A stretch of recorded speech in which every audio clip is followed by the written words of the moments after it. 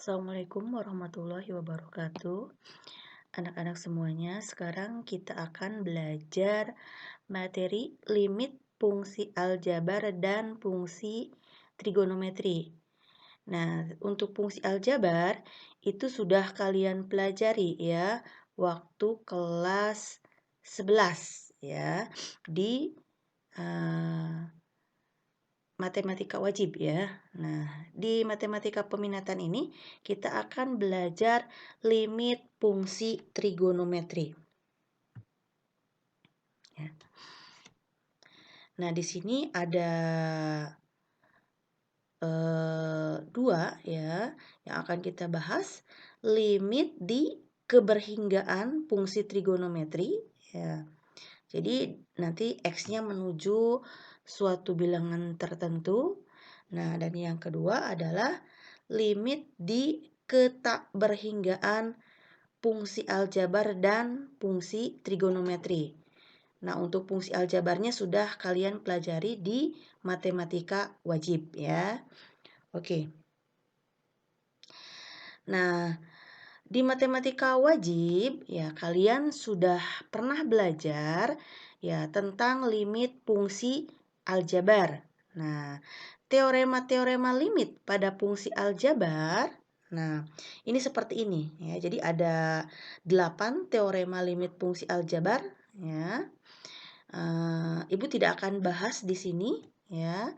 Satu persatu hanya contoh saja. Misalkan nih teorema yang pertama, limit X menuju A dari K ini konstanta ya sama dengan K. Maka nilai limitnya sama dengan K. Ya, ambil contoh. Limit X menuju 2 dari 5 ya, maka hasilnya sama dengan 5. Nah, oke, contoh yang kedua ya. Limit X menuju A dari X maka sama dengan A. Ya, contoh, limit X menuju 2 dari X maka sama dengan 2, seperti itu. Dan seterusnya. Dan ternyata ya, kalau menggunakan teorema-teorema limit ya. Nah, untuk menentukan limit itu caranya yaitu dengan cara disubstitusi. Oke. Nah, itu pada fungsi aljabar.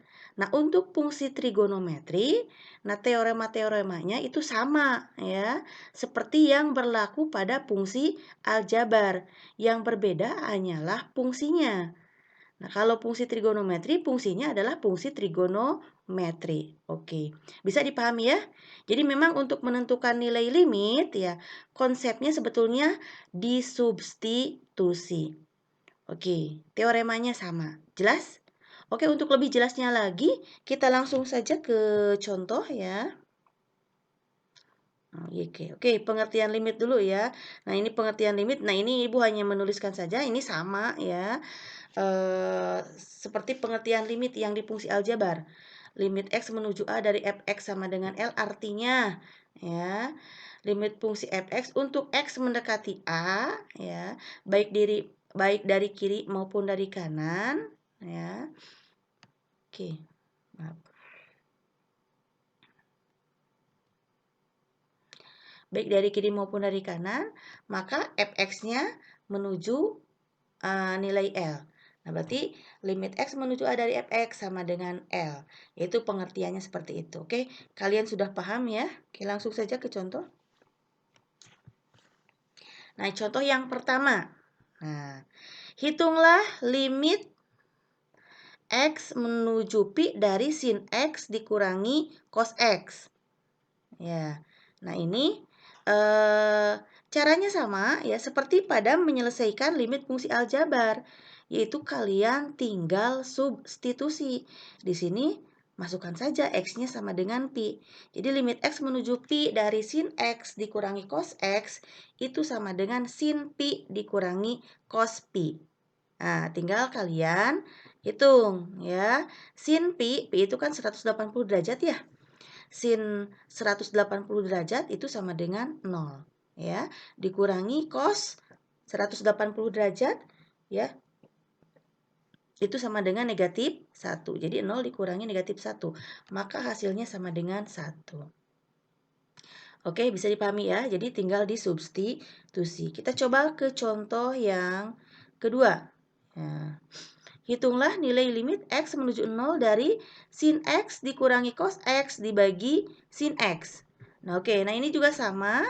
Caranya kalian substitusi. Ya, X-nya diganti dengan 0.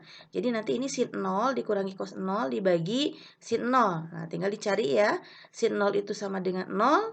Cos 0 itu sama dengan 1. Ya. Jadi nanti negatif 1 dibagi 0. Nah, ingat di dalam limit negatif 1 dibagi 0 itu sama dengan negatif tak hingga. Ya, ini sudah dibahas ya. Jadi, kenapa sama dengan negatif tak hingga? Ingat, limit itu kan 0 itu sebetulnya tidak sama dengan 0, tetapi mendekati 0. Suatu bilangan ya dibagi dengan bilangan mendekati 0, berarti itu bilangan yang sangat kecil. Maka hasilnya adalah bilangan yang sangat besar. Karena di sini negatif, maka ini pun negatif. Oke, jelas ya? Lanjut ke contoh yang ketiga. Oke. Nah, ini soalnya seperti ini. Nah, limit X menuju 0 dari sin X dibagi cos X ditambah sin X. Nah, ini caranya sama ya.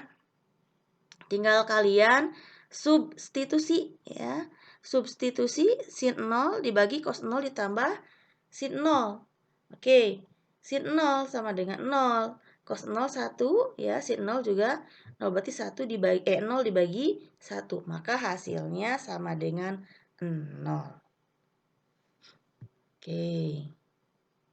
Nah, dan contoh yang keempat ya. Oke, soalnya hitunglah nilai limit X mendekati 0 dari sin X dibagi X. Ya. Oke, sama substitusi ya. Sin 0 dibagi 0. Kita tahu sin 0 itu sama dengan 0. Hasilnya adalah 0 per 0. Oke, kalian juga pernah mengenal ya. Bentuk 0 per 0 ini adalah bentuk tak tentu. Dan untuk menyelesaikan bentuk tak tentu, nah ini harus dirubah menjadi bentuk tertentu. Nah, untuk limit ya, kalau untuk aljabar kalian pernah belajar, ada yang difaktorkan gitu ya. Nah, untuk limit nih ini ada rumus dasar limit. Oke, untuk menyelesaikan bentuk tak tentu ya, kita akan bahas di video berikutnya. Oke, jelas ya? Bisa dipahami ya? Oke.